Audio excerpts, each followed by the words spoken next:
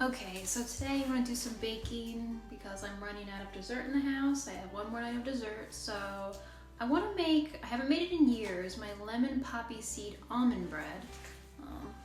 This is my little, I don't know, cookbook for myself. Okay, so I haven't made this recipe since 2016. I wasn't gluten-free then, so I'm gonna be making the lemon poppy seed almond bread with gluten-free flour. I use the 2-in-1.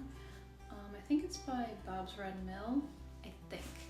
I don't know if I'll be able to tell you because I usually take my flour and put it into canisters and then I throw out the bag, but I might have like the directions at the bottom. So I'll let you know if that's the flour that I'm using, and then I'll post the recipe in the description below. And I also was thinking, normally this comes out, you know, it's like a yellow bread, it's like slightly yellow, but it's gonna be St. Patrick's Day in a couple days, and I was thinking of adding green food dye or like matcha powder or spirulina, but I don't know, I feel like it might kind of look off-putting, so I might save that. And I'm also gonna double this recipe because, like, why not? I'll have a lot more dessert. So I'm gonna get all the ingredients out and then I'm going to begin. Okay, so we need some flour. Oh, okay, it is Bob's Red Mill, and that's like, you can kind of see it's like the, a 1-to-1 baking flour. Sorry, I thought it was 2-to-1.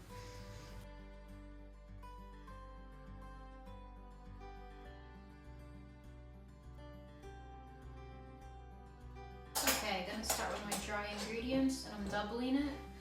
So to do the flour, it'll be 3 cups total.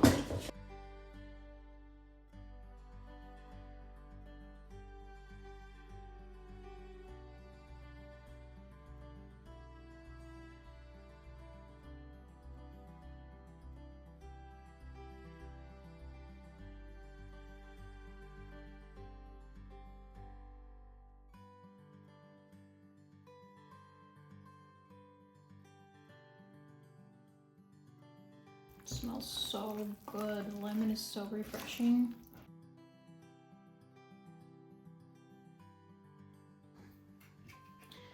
Now I'm adding the poppy seeds. And you can add a little bit more to this. It really adds a nice texture. My tablespoon is dirty, so let's see.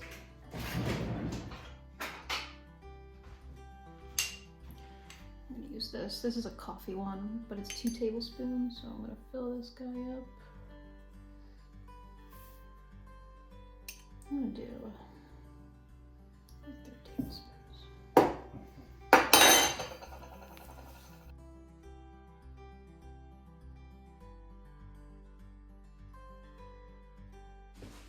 And this is what your batter should look like. It's so good and it smells so lovely with the lemon extract. Oh my goodness. So now I'm going to preheat the oven and we're going to prep the pan I'm using to cook this in. I like to do a greased and floured pan. That's what my dad does to make his banana bread, and I use that for all my like sweet loaves that I make. I consider this like a sweet loaf. So I'll show you how I do that next, but preheat. And it calls for 350, but like I've mentioned in another video, I live in a very high elevation and it really affects the cooking times up here. So I'm gonna set it for 350, what it calls for, and it says bake for 55 to 60 minutes. But if I know anything about this elevation and oven, I need to cook it for longer. But we'll try the what I have listed at first.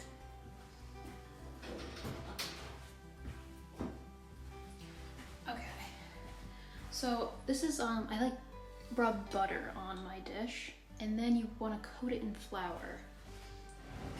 Everything comes out so easy when you do it this way. It's a little bit messy, but it's like foolproof. So it's like wet and sticky now from the butter, and the flour will just stick to it. Thought I had a scoop in here. But just put a little flour in there. You want to zhuzh it around.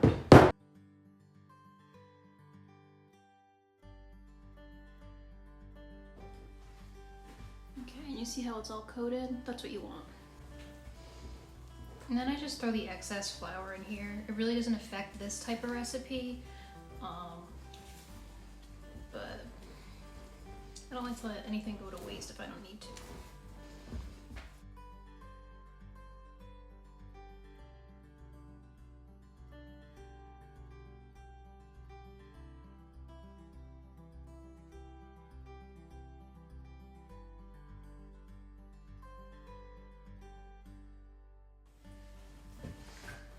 Okay, so it takes up about 1/3 of this, but it really grows. It's probably gonna like double in height. So I'm just waiting for the oven to preheat, and then I'll put it in. And hopefully it only takes an hour, but I feel like it's gonna be like 1 hour and 20 minutes because the elevation. And now it's time to clean up all the dishes, and hopefully by the time I finish, then I can put it in the oven. Okay, so the timer just went off and we're gonna put it in.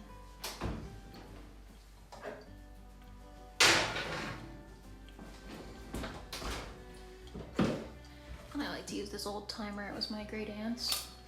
I'm gonna set it for 55 minutes and I'll turn the camera back on once I check it. And then I like to set out my pot holders and my little bread checker for when I come down, so it's all ready. Okay, see you in a little bit.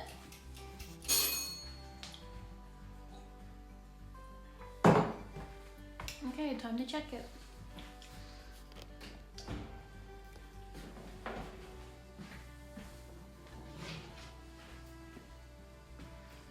I actually think it's done.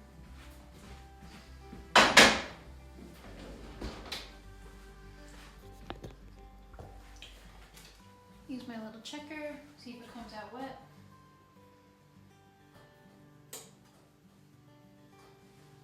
Nope, that's done.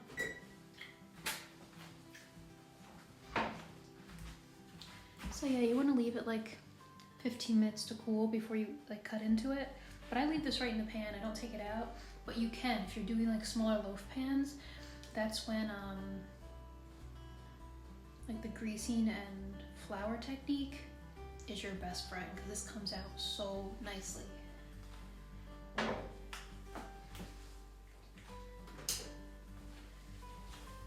yeah, that's it done. I'll probably do like a little plating video that's separate, like a little YouTube short or something. But I hope you enjoy this. This lemon poppy seed bread is so lovely. You can even toast it and put a little butter on it or like ghee. Really good. But hope you enjoyed. Thanks.